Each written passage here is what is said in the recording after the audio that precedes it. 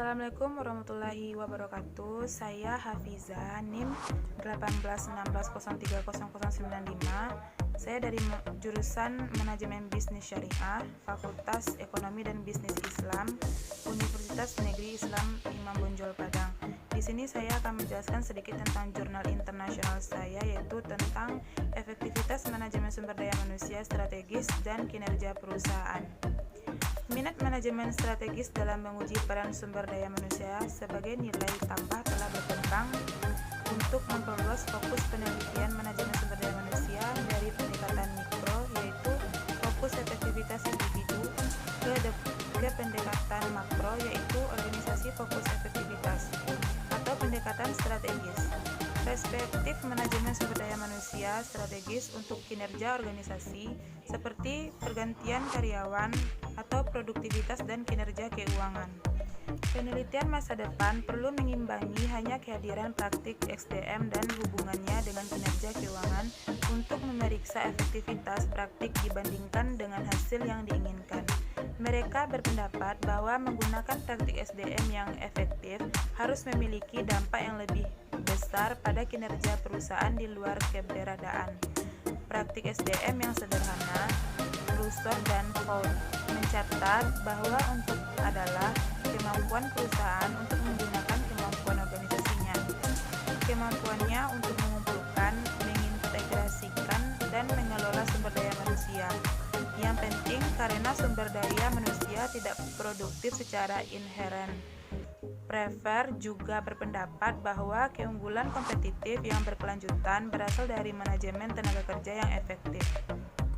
Selanjutnya, teori dan hipotesis. Pendekatan strategis untuk SDM berupaya memberikan keunggulan kompetitif secara proaktif melalui sumber daya manusianya.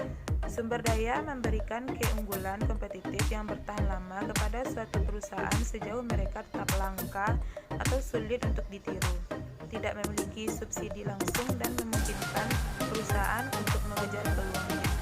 Pandangan berbasis sumber berpendapatan bahwa sumber daya manusia dan organisasi, lebih dari sumber daya fisik dan teknis atau keuangan, dapat memberikan perusahaan dengan keunggulan kompetitif yang berkelanjutan karena mereka sangat sulit ditiru.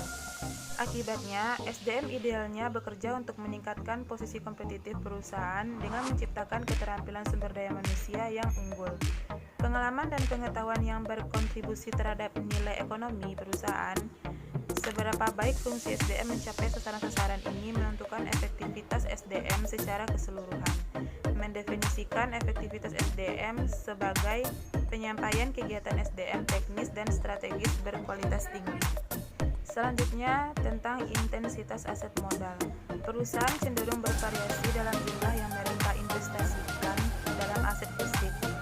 Beberapa perusahaan menginginkan kontrol langsung atas aset fisik mereka dan melakukan sebagian besar pekerjaan secara internal. Yang lain lebih suka berkonsentrasi pada bisnis inti mereka dan mengontrakkan operasi pendukung. Misalnya, beberapa maskapai penerbangan melakukan perawatan pesawat sendiri yang membutuhkan investasi besar dalam fasilitas gantungan dan peralatan perbaikan. Yang lain lebih suka untuk mensubkontrakkan operator pemeliharaannya.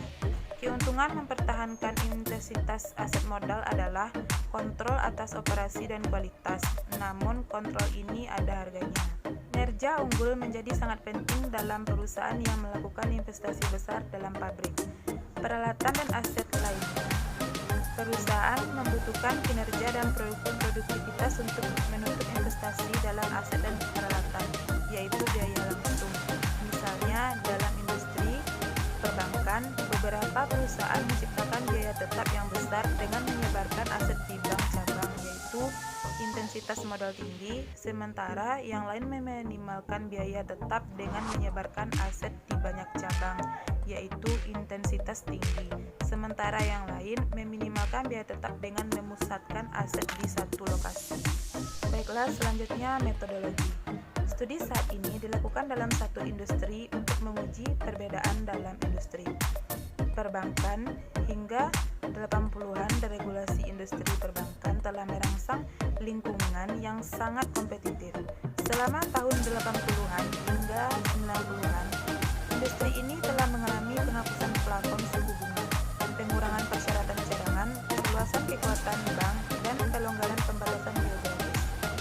Dengan perubahan regulasi ini dengan banking dan kemajuan sistem informasi di dalam bank, industri merespon bahwa perubahan-perubahan ini dengan gelombang konsolidasi yang signifikan yang telah mengurangi industri dari 12.000 hingga 8.000. Baiklah, selanjutnya, regulasi pada dasarnya mencegah perusahaan dari menerapkan seluruh pilihan strategik mereka dalam industri penerbangan.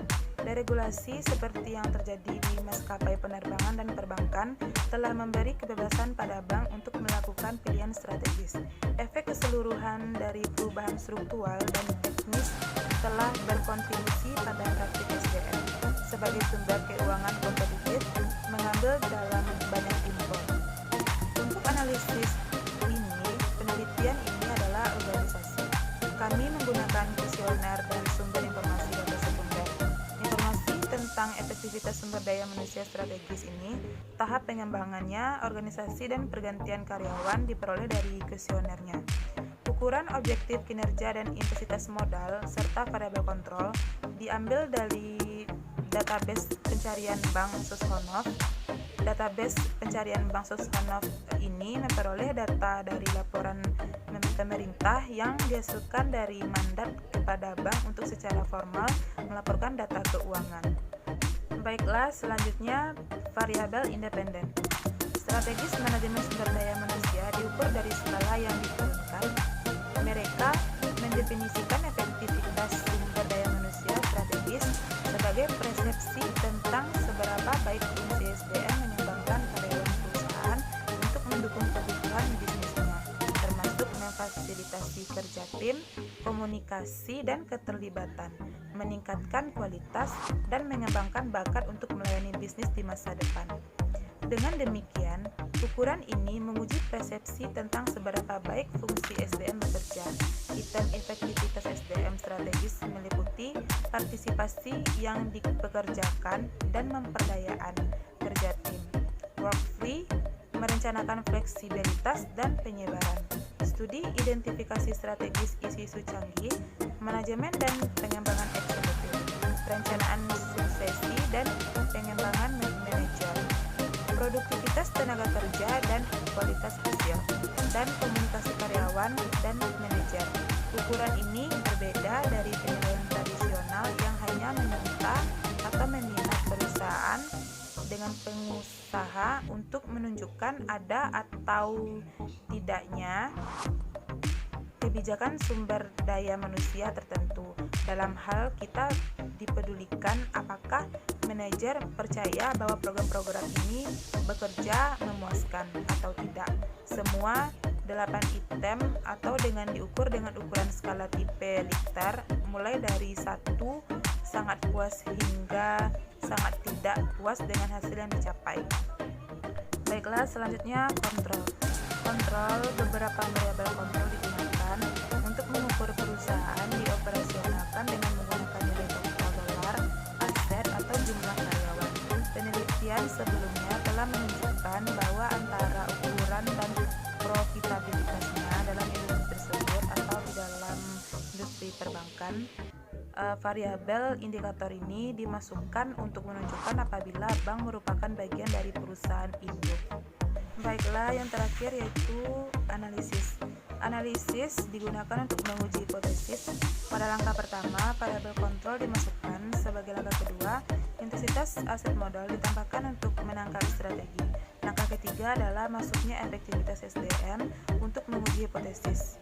Yang pertama, menguji apakah efektivitas SDM terkait secara signifikan dengan efektivitas organisasi setelah memperhitungkan kontrol dan intensitas modal-modal cabang. Langkah yang keempat, menguji efek interaksi yang diusulkan dalam hipotesis. Kita akan menggunakan interaksi untuk menguji hubungan yang cocok antara strategi dan efektivitas SDM. Penggunaan interaksi mengikuti diskusi konseptual Van Karet-Traman. Ia menyatakan bahwa penggunaan dalam penelitian kontingensi dari 2 variabel untuk memprediksi variabel ketiga adalah pernyataan dari efek interaksi antara 2 variabel pertama. Ini konsisten dengan banyak studi Baiklah, itu sedikit tentang penjelasan jurnal internasional saya. Kurang dan lebih salah kata atau kelebihannya makan. Saya kiri 12